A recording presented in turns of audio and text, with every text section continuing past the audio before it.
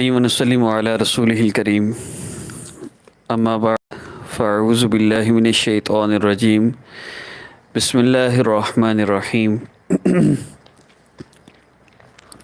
والعصر ان الانسان لفی خسر الا الذین آمنوا وعملوا الصالحات وتواصوا بالحق وتواصوا بالصبر۔ اللہ رب العزت قرآن پاک میں فرما رہے ہیں ان ربک یبسط الرزق لمن یشاء ویقدر انہ کان بعبادہ خبیرا بصیرا۔ بلا شبہ تیرا رب جس کو چاہتا ہے زیادہ رزق دیتا ہے اور وہی تنگی کر دیتا ہے، وہی تنگی کر دیتا ہے۔ بے شک وہ اپنے بندوں کو خوب جانتا ہے، دیکھتا ہے۔ اسی کے ساتھ ایک حدیث مبارکہ میں جوڑنا چاہوں گا۔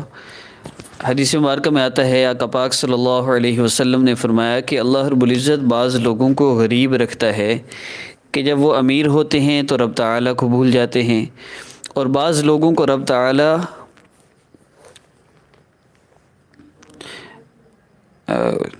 غریب کو امیر، امیر کو غریب، دونوں طرف یہی معاملہ ہے کہ اللہ رب العزت جانتے ہیں میرا بندہ غربت میں میرا بن کے رہے گا یا وافر میں اس کو ملے، یہ امیر ہوگا، پیسہ ہوگا اس کے پاس تو پھر یہ میرا بن کے رہے گا۔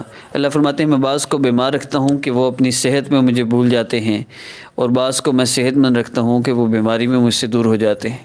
تو اللہ رب العزت ہم سے بڑی محبت فرماتے ہیں۔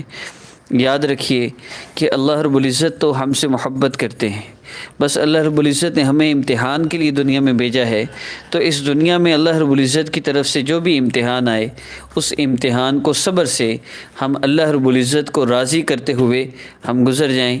یاد رکھیے عذاب ہے یا آزمائش، نبیوں پر تکلیفیں آئیں، نبیوں پر مشقتیں آئیں، لیکن وہ درجات کی بلندی کے لیے ہے، وہ اللہ رب العزت کی طرف سے آزمائشیں تھیں۔ اور آزمائش یاد رکھیے، اگر کوئی تکلیف کوئی پریشانی آپ کو اللہ رب العزت کے قریب کر دے تو سمجھ جائیے یہ آزمائش ہے، اور اگر کوئی تکلیف کوئی پریشانی کوئی مصیبت آپ کو اللہ رب العزت سے دور کر دے تو سمجھ جائیے کہ یہ عذاب ہے، اللہ رب العزت نے آپ کو خود سے دور کر دیا ہے۔ تو یہ اللہ رب العزت کی نافرمانی کی وجہ سے ہے۔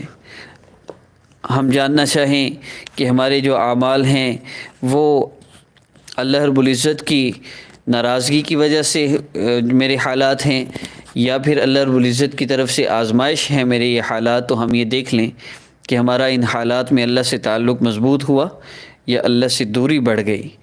وَفِي السَّمَاءِ رِزْقُكُمْ وَمَا تُوعَدُونَ، اور تمہارا رزق اور جو تم سے وعدہ کیا جاتا ہے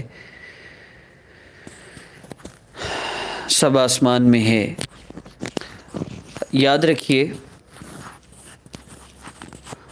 کوئی آپ کا رزق بند نہیں کر سکتا، کوئی بندش نہیں کر سکتا، کوئی کسی بھی معاملے میں آپ پر کوئی جادو کر کے آپ کے مسئلے خراب نہیں کر سکتا۔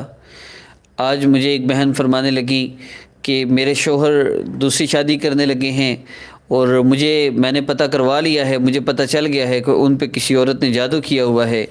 میں نے کہا آپ نے بڑا مارکا مارا ہے جو آپ نے پتہ کروا لیا ہے، اور جس سے پتہ کروایا ہے آپ نے، اس نے بھی آپ کو ذلیل کرنے کی پوری کوشش کی ہوگی۔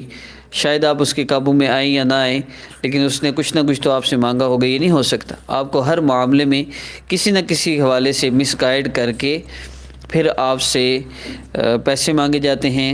میں اس لیے عرض کرتا ہوں اپنی والدہ کا نام کسی کو نہ دیں، اپنی تصویر کسی کو نہ دیں۔ جو آپ سے کہتا ہے ہم آپ کے مسئلے حل کرتے ہیں، ایسے لوگوں سے بالکل رابطہ نہ کریں۔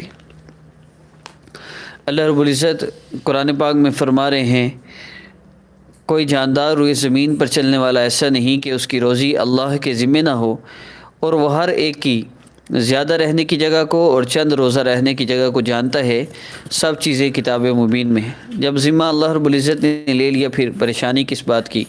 بے فکر رہیے، کوئی آپ کا رزق تنگ نہیں کر سکتا، کوئی آپ پر بندش نہیں کر سکتا۔ یا رب صلی وسلم دائما ابدا